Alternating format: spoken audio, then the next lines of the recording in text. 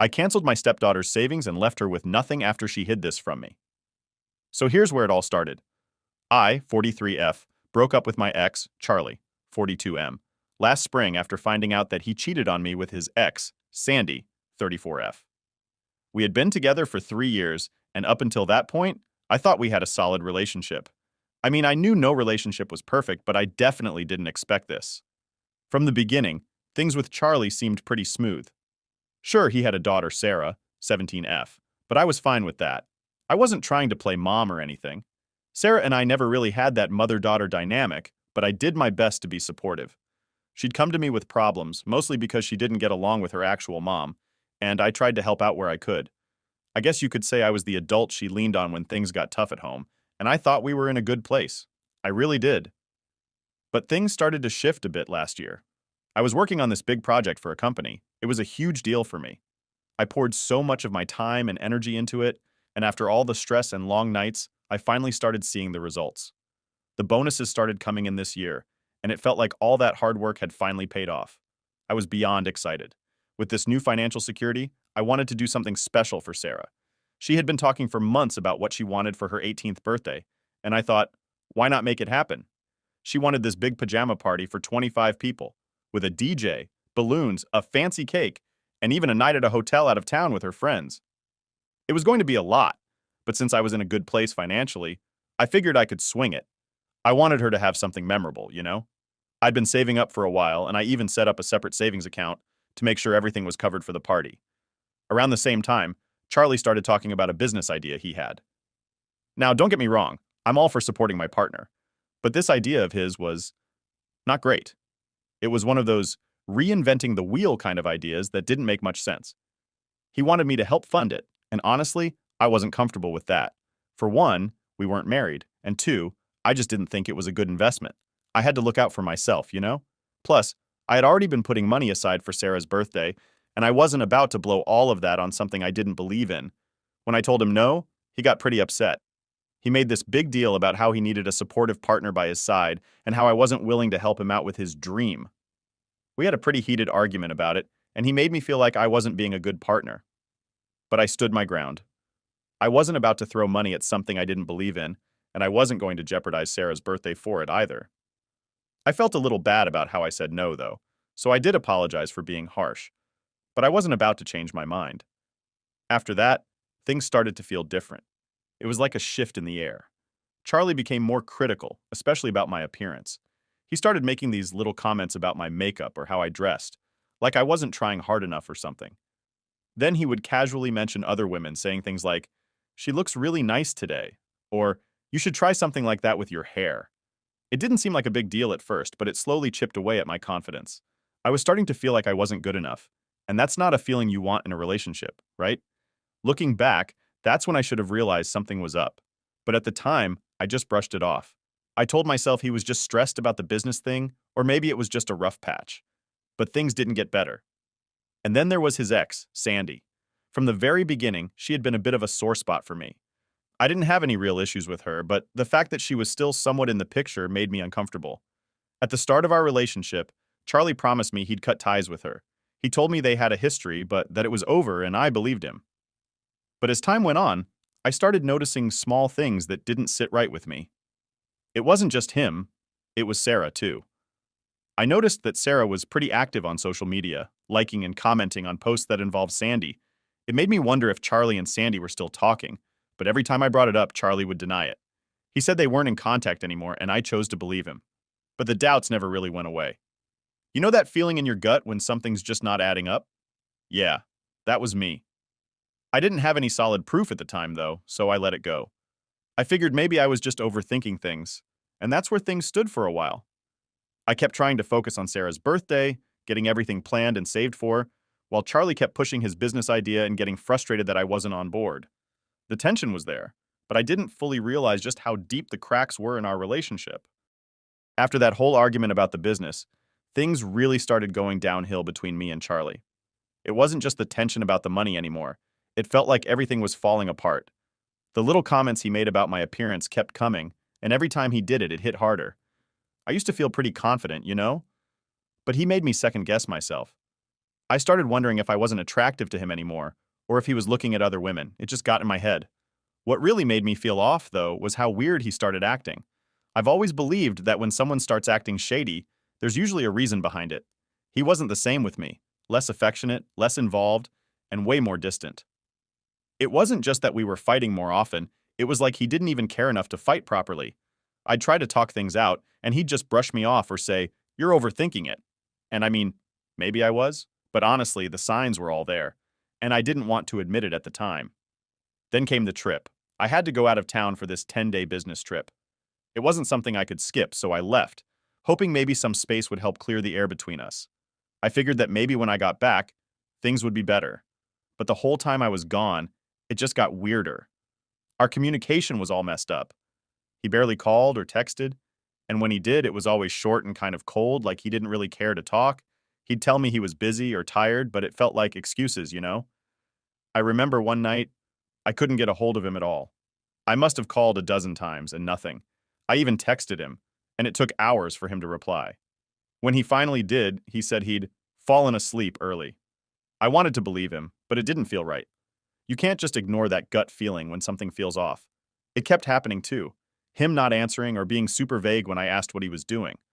Normally, he'd tell me about his day in detail, but now it was always like, oh, just ran errands or was with my mom. It felt like he was purposely not telling me things, and I was starting to lose my patience. I tried bringing it up a few times, asking him why he was being distant, but he'd just shut me down with stuff like, "You're imagining things," or "You're being paranoid." But I wasn't paranoid. At least, I didn't think so. So I decided to test him. I told him that my trip was getting extended by a couple of days because of work. That wasn't true, though. I was planning to come home a day earlier. I didn't know what I was expecting to find, but something told me I needed to get back and see for myself what was really going on.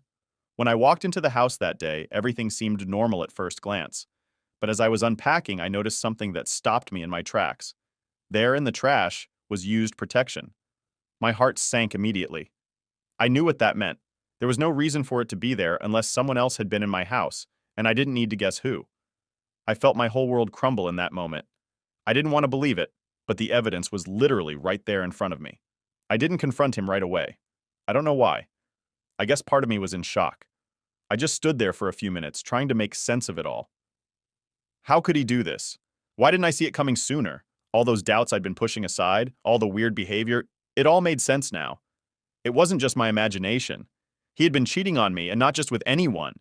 With Sandy, his ex, the woman he promised me he'd cut out of his life. When Charlie came home that night, he was all smiles, like nothing was wrong. It was almost sickening. I was trying to hold myself together because I didn't want to blow up on him right then and there. He asked how my trip was, and I just told him it was fine. But I could tell something shifted in him when he saw me, like maybe he could sense that I knew something. Or maybe he noticed the trash was gone because, get this, the first thing he did when he got home was take out the trash and do laundry. He's never done laundry in his life unless I asked him to, so that was a major red flag. I couldn't keep quiet for long, though. A part of me wanted to confront him right away, but the other part wanted to gather more evidence before I went there. So I waited until he was asleep, and I know it's wrong, but I went through his phone. I couldn't help it. I needed answers. What I found was worse than I even imagined. There were hundreds of messages between him and Sandy, and I'm not talking about just casual chats. These were long conversations, voice notes, pictures. Basically, they'd been in constant contact for who knows how long. It was like their relationship had never even ended. They talked about everything, from day-to-day stuff to things they should have been talking about with their actual partners. I felt sick reading through them. The worst part? There were recent photos of the two of them together, smiling like they were in some perfect little world, while I was out here being made a fool of. At that point, I had all the proof I needed. I couldn't pretend anymore, and I wasn't about to let him keep living this double life behind my back. But I didn't want to just throw it all out there without thinking things through. I had to figure out what I was going to do next because, let's be real, my life had just exploded and I needed to process it. That night, I stayed quiet. I didn't say anything. I couldn't. But inside, I was fuming. How could he lie to me like that? How could he disrespect me after everything we'd been through? I didn't deserve any of it, and I sure as hell wasn't going to just sit there and take it. I knew I had to confront him, but the timing had to be right. I needed to catch him off guard, the same way he caught me off guard with his lies. I went to bed that night with my mind racing, playing over everything I'd found and everything I'd been ignoring for so long. I knew the truth now, but confronting him was going to be a whole other battle, and I wasn't sure how it would end. The next morning, I woke up knowing I couldn't drag this out anymore. I had spent the whole night turning things over in my head, feeling a mix of anger, betrayal, and confusion. I'd seen everything I needed to see the night before: Charlie's lies, his messages with Sandy, and the fact that he had been hiding all of it from me. But what really burned? Sarah, my stepdaughter, had known about it the whole time. I had spent 3 years trying to build a relationship with Sarah. I was never trying to replace her mom, but I was always there for her. Whenever she needed help or advice, I was the one she turned to, and I thought we had a decent bond. Looking back now, I can see how naive I was. I had no idea she'd been keeping secrets from me. Big ones. She had known about Charlie's affair with Sandy from the start, and not only that, she had gone on trips with them. There were pictures of her looking all comfortable and cozy with the two of them, like some happy little family, while I was completely in the dark. So, yeah, when I woke up that morning, I was done pretending. I had spent years trying to be the good stepmom, trying to hold everything together, but I wasn't about to let them keep walking all over me. Charlie was acting normal, like nothing had changed. He sat across from me at breakfast, sipping his coffee and talking about his day, as if he wasn't a complete liar. I couldn't even look at him without feeling sick. I had already decided that I wasn't going to drag this out. I wasn't going to waste time waiting for him to come clean, because he never would. He was too deep into his lies to even realize how screwed up everything had become. After breakfast, I just came out with it. "Are you still talking to Sandy?" He froze for a second, but quickly snapped back, his voice defensive. "No, why would you even ask that? I told you I'm not in contact with her anymore." I didn't say anything right away. I let him sit in his own lie for a second before I pulled out my phone and started scrolling through the photos I found the night before. I didn't bother with the texts. I went straight to the pictures of him, Sandy, and Sarah. They were smiling, standing in front of some campsite with Sarah sitting between them like one big, happy family. There were more pictures from another trip, all three of them together, and it was obvious they were having a great time. A great time while I was being lied to, used, and disrespected. I turned my phone around, showing Charlie the pictures. "So this never happened?" His face went pale. He stared at the phone, and for the first time, I saw panic in his eyes. But he still tried to weasel his way out of it. "It's not what it looks like. I can explain." "Explain what?" I cut him off, my voice cold. "Explain how you've been lying to me for God knows how long? How you've been sneaking around with Sandy while I've been at home playing the fool? How Sarah knew about all of this and went along with it?" He opened his mouth, probably to spit out more lies, but I wasn't done. "I'm not stupid, Charlie. I saw the texts. I saw the pictures. You've been dragging me through this whole relationship like I don't even matter. And the worst part? Sarah knew. She knew, and she didn't say a damn thing. She was with you both, smiling in these pictures, going on trips while I sat at home." I could see his brain scrambling for something to say. "Sarah, she didn't want to hurt you," he mumbled. That was it. That was all he could come up with. "She didn't want to hurt me? Are you serious? She's been sitting on this secret, hanging out with you and Sandy, and she didn't think that maybe lying to my face was the real way she was hurting me? The two of you have been making a fool out of me this entire time." He tried again to make excuses. "It wasn't like that. We didn't mean for things to go this far." I let out a bitter laugh. "Didn't mean for things to go this far? Charlie, it's gone as far as it's going to go. We're done." His face shifted from panic to something that looked like guilt, but by then, I didn't care. I had seen enough. This wasn't a relationship anymore. It was a complete farce. I thought maybe he'd at least try to apologize, maybe say something to take responsibility, but no. He just stood there, speechless, like he didn't know how to fix what he'd broken. I couldn't stand to be around him anymore. I turned and walked upstairs, my legs shaking as I grabbed a suitcase and started throwing my stuff into it. I wasn't sticking around for any more of this. I was done with the lies, done with being treated like I didn't matter. The more I packed, the angrier I got. I thought about all the times I'd taken Sarah to school, helped her with her problems, supported her, and she had known all along what her dad was doing behind my back. It was like a slap in the face. When I came back downstairs, Charlie was still standing there, looking lost. He tried one more time to speak, but I cut him off. "Don't, just don't." I walked out the door and didn't look back. Later that day, I went to the bank and closed the account I had set up for Sarah's birthday party. I had been planning it for months, setting money aside to give her the party she wanted. 25 guests, a fancy cake, DJ, the works. But now, there was no way I was going to throw a party for her after all of this. No way. She had betrayed me just as much as Charlie had. She might not have been the one cheating, but she went along with it. She kept their secret, went on those trips with them, smiled in those pictures like everything was fine, all while I had no idea what was happening. I didn't care if it seemed harsh. I wasn't going to throw a party for people who had been lying to me for who knows how long. If Sarah wanted a party, she could ask her dad or Sandy to pay for it. I was done. Charlie reached out to me a few days later, asking me not to cancel the party, saying Sarah had been looking forward to it and how disappointed she'd be. I didn't even bother responding. He had made his bed, and now he could lie in it. I knew Sarah was a teenager, and maybe she didn't fully understand how deep this betrayal ran. But she wasn't a little kid either. She knew right from wrong, and she chose to stay quiet. She chose to keep me in the dark. And that, to me, was unforgivable. After I packed up my things and walked out the door, I thought I'd feel some relief, like maybe I'd finally be free from the mess that had become my life. But honestly, all I felt was numb. The weight of everything was still sitting on my chest, especially the part about Sarah. I had been blindsided by Charlie's lies, but knowing that Sarah had known about the affair and kept it from me, that hit differently. I went straight to Rachel's place after I left. She's been my best friend for years, and I knew I could count on her for a place to crash and some no-nonsense advice. I told her everything, the affair, the trips, the photos, and how Sarah had been in on it the whole time. Rachel's reaction wasn't exactly a surprise. She's always been more skeptical of people than I am. So when I laid it all out, she just shook her head and said, "You're better off without them, all of them." And maybe she was right. Maybe I was better off. But that didn't make it any easier. I kept going over it in my head, replaying the same thoughts. I had spent so much time trying to build a connection with Sarah, being there for her when she needed me. I wasn't her mom, but I cared about her like a parent should. And this whole time, she was going behind my back, playing happy family with Charlie and Sandy. It stung in a way I didn't expect. For the first few days, I tried to just let it go. I buried myself in work, thinking that if I stayed busy, I wouldn't have time to think about it all. But it didn't work. Every time I had a quiet moment, my thoughts drifted back to the betrayal. I kept picturing Sarah in those photos, smiling with them, and it made me sick. I thought maybe cutting Charlie off would be the end of it, but of course, it wasn't.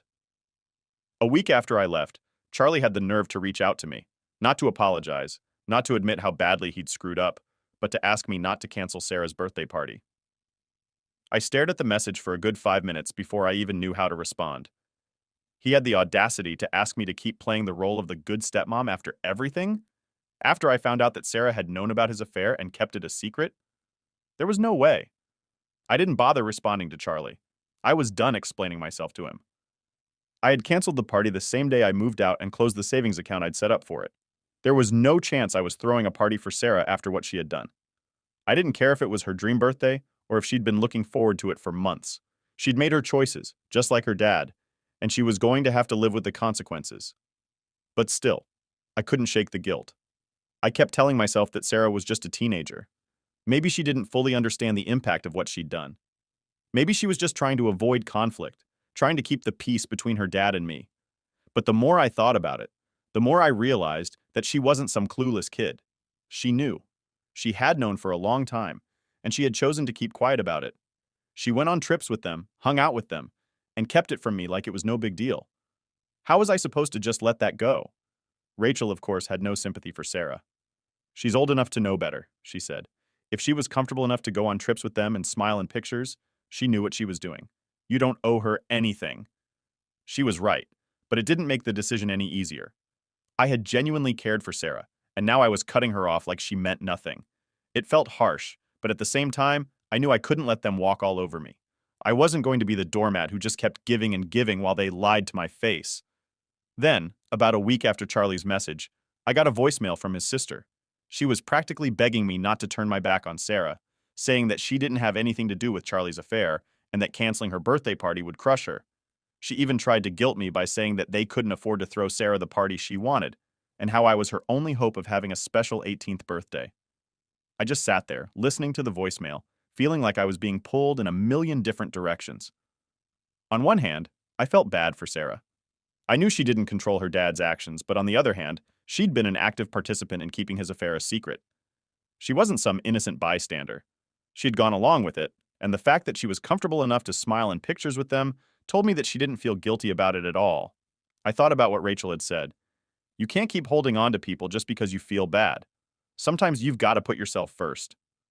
And she was right. I had spent years putting Charlie and Sarah first, trying to make them happy, trying to keep everything together. And where had it gotten me? Betrayed and alone. I wasn't about to let them drag me down any further. I decided that I wasn't going to send a gift.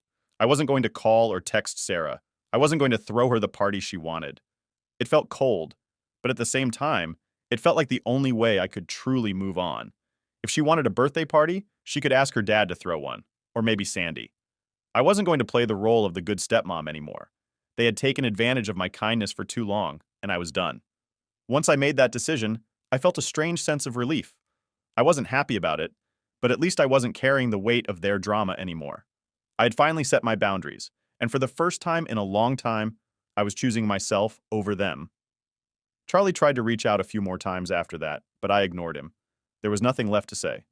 I had given them everything, and they had thrown it all away. I wasn't going to waste any more time or energy on people who didn't respect me. So that was it. I moved forward without Charlie, without Sarah, and without the baggage of their lies hanging over my head. It wasn't easy, but it was necessary. And while it hurt to walk away, I knew deep down that I'd made the right choice for myself. Finally. After I made the decision to cut both Charlie and Sarah out of my life, things felt quiet. Almost too quiet. I had spent so long trying to hold everything together, trying to be the bigger person and make sure everyone was happy, that when I finally let go, it felt strange. But it wasn't the relief I had been hoping for. It was more like this empty feeling, like I had lost something. I know I did the right thing, but still, walking away wasn't easy. I thought that would be the end of it. I had blocked Charlie, cut ties with Sarah, and figured I wouldn't have to deal with them anymore. But of course, it wasn't that simple. A week later, I got another voicemail, this time from Charlie's sister. She was asking no, begging me to reconsider the birthday party I had canceled for Sarah. She went on and on about how disappointed Sarah was, how this was going to crush her, and how she's just a teenager, she didn't know any better. I couldn't believe what I was hearing. Was she seriously trying to guilt me into throwing a party after everything that had happened? It wasn't even about the party anymore. It was about respect, something Charlie and Sarah had thrown out the window a long time ago. Sarah wasn't some innocent bystander who got caught in the middle of her dad's mess. She had known about the affair. She had gone on trips with them, smiled in pictures, and kept it a secret from me the whole time. That wasn't just a mistake. That was betrayal. And now they wanted me to pretend like none of that had happened and go back to being the stepmom who gave and gave and gave? No way. I sat there listening to the voicemail, trying to figure out what they expected from me. Did they really think I would just show up at Sarah's party, smile, and act like nothing happened, like I wasn't the one who had been lied to, disrespected, and betrayed? It didn't make sense to me how they could be so blind to the hurt they had caused. But then again, Charlie's whole family had been enabling him for years, so I shouldn't have been surprised. The next few days were filled with moments of second-guessing myself. I kept thinking, am I being too harsh? Should I give Sarah another chance? But every time I thought about reaching out, those images of her on those trips with Charlie and Sandy came flooding back. How could I just brush that aside? She had gone behind my back, smiled for those pictures, and then came home to me, acting like nothing was wrong. That wasn't something I could forgive easily, if at all. I talked it over with Rachel. She wasn't about to let me fall back into that trap. Sarah knew exactly what she was doing, she said. You're not responsible for fixing this mess. You've done enough for them. She was right, of course. I had spent years trying to make everything work, trying to keep the peace between Charlie, Sarah, and me. And where had it gotten me? Betrayed and lied to. It was time to put myself first. So I stuck to my decision. I didn't respond to Charlie's sister, didn't send a gift for Sarah, and I didn't even consider showing up to the party. If they wanted to celebrate, they could figure it out on their own. It wasn't my problem anymore. Update. Before the update, lots of you are asking if Sandy is Sarah's mother, and the answer is no. She is his daughter from a previous relationship. Now for the update. A few months after everything went down, I started hearing bits and pieces of how Charlie and Sarah were doing through mutual friends. It wasn't like I was asking for updates. People just like to talk, and when they know you've been through something messy, they can't help but fill you in on the aftermath.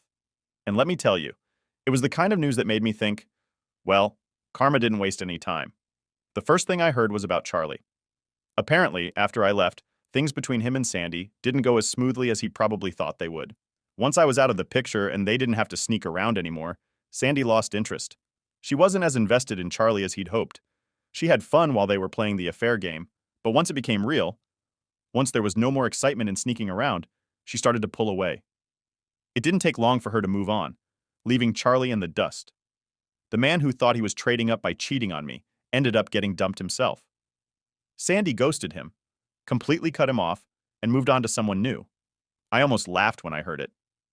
Charlie had thrown away everything for her, his relationship with me, his own daughter's trust, and in the end, Sandy didn't even stick around. She left him with nothing but the mess he had made. But the fallout didn't stop there. Sarah, the stepdaughter who had known about the affair and kept it a secret, was having a rough time too. After I canceled her birthday party and cut her off, things between her and her dad got really strained.